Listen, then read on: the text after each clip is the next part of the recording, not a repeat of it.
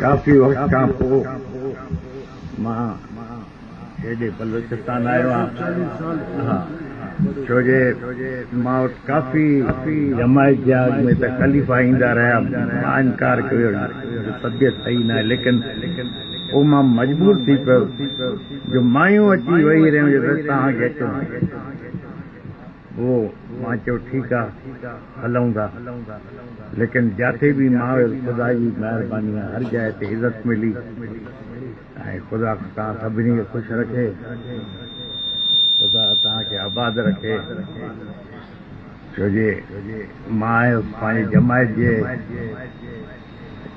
दौरे ते, सियासी दौरो मुंहिंजो हुयो न, लेकिन साईं मिनिस्टर साहिब अॼु पग बदिराए छॾी त मां इहो पियो सोचियां अॼुकल्ह माण्हू हिक ॿिए जी पग लाहिनि था, साईं खे पग थो बदिराए। साईं जी महिरबानी, ख़ुदा तव्हांखे ख़ुशि रखे, इन मुल्क खे ख़ुशि रखे। ऐं तव्हां यकीन कयो मां जमायत खे हमेशह चवंदो रहियो आहियां जो पंहिंजे ॿारनि जी सोहबत ते, तरबियत ते ध्यानु ॾियो ऐं ख़ुशूसन पंहिंजी छोकिरियुनि खे पढ़ायो।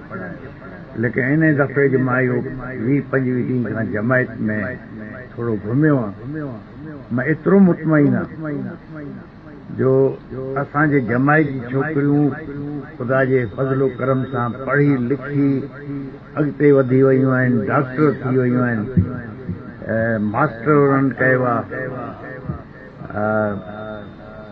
ऐं फौज में बि ख़ुदा जे फज़लो करम सां असांजी जमायत जी छोकिरियुनि खे चङी मुक़ाम, चङे उहिदे ते पहुची वियूं आहिनि। इहो मां सम्झां थो ख़ुदा जी तरफ़ां महिरबानी आहे। ऐं जंहिं ग़रीबनि पंहिंजे ॿारनि खे पढ़ायो आहे पोइ मां ख़ुशकिस्मत आहिनि जो उन्हनि जी औलाद ईअं कामयाब थी करे अॻिते निकिती आहे। ख़ुदा करे हर कंहिंजी औलाद ईअं ई कामयाब थिए ऐं साईं जी महिरबानी ॿीहर पग त मूंखे ज़ोरी पाराई आहे, लेकिन सॼी उमिरि यादि रखंदा। महिरबानी, ख़ुदा तव्हांखे ख़ुशि रखे। माफ़ कजो मूंखे देरि थी वई पहुचण में, इन जे लाइ मूंखे माफ़ कजो। छो जे जिथे वञा पियो उथण जी कयां पियो थो, मुनासिब न पियो लॻे। कॾहिं हुननि जी मायूं अची ज़ोरी विहारनि पियूं, कॾहिं उहे ग़रीब पिया विहारनि। हाणे कंहिं ग़रीब जे घर वञा वेहंदे ई उथां त इहो मुनासिब न आहे। त ग़रीब हुजे अमीर हुजे, हर कंहिंखे इज़त खपे। त 5 मिनट जी आहे त अधु कलाक वेहणो पइजी वियो। मां ठीकु आहे,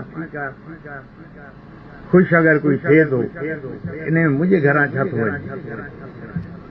ख़ुशि थी विया ऐं जमायत जी न्याणी ॿार जो पढ़ी लिखी विया आहिनि, मां त तमामु ख़ुशि थी वियो। ख़ुदा इन्हनि सभिनी खे कामयाब करे, ख़ुदा तव्हांखे ख़ुशि रखे, रिज़्क़ में रोज़ी में ख़ुदा ताला बरकत अता फरमाए। महिरबानी, महिरबानी, महिरबानी।